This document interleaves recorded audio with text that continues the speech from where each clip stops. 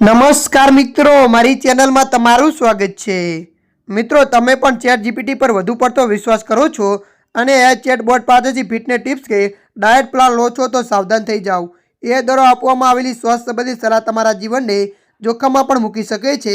અમે આવું એટલા માટે કહી રહ્યા છે કારણ કે ચેટ જીપીટીની ખતરનાક સલાહે એક વ્યક્તિને હોસ્પિટલ પહોંચાડી દીધો છે।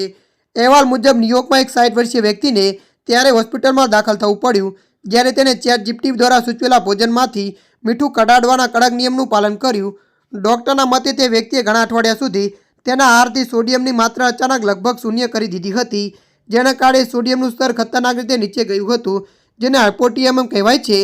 તેના પરિવારે જણાવ્યું કે તેને ચિકિત્સકની સલાહ લીધા વિના જ એ દ્વારા બનાવેલા હેલ્થ પ્લાન પર ભરોસો કર્યો હતો।